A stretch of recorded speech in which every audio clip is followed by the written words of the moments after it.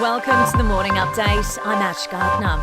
Celebrations were scaled back across the country overnight as we welcomed in the new year. Sydney's world-famous fireworks display was cut to 7 minutes while there were no crowds along the foreshore. Melbourne, Brisbane and Adelaide cancelled their fireworks altogether, while it was business as usual for revellers in Perth.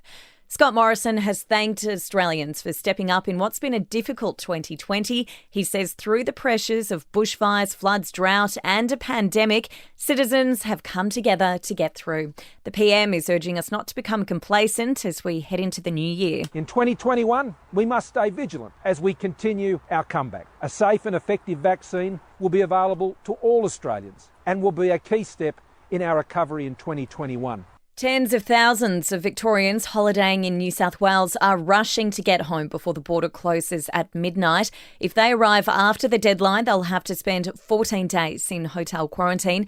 WA has now closed its border to Victoria, while South Australia's border with New South Wales is now closed as well.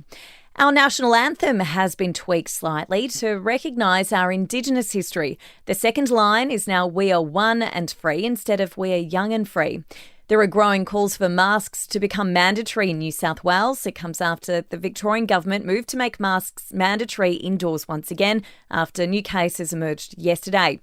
Britain will finally split from the European Union in just a few hours, more than 4 years after the referendum. It also comes 11 months after its formal political departure.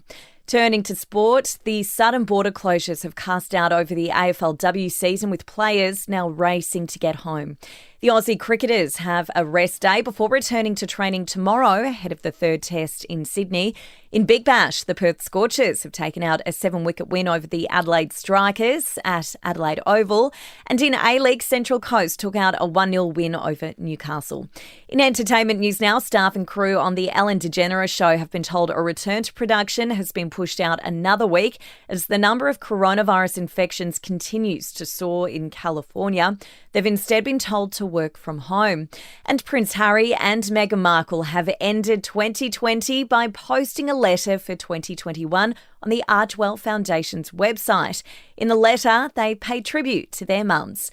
And that's the latest from the Nova Podcast News team. We'll see you later for another episode of The Update.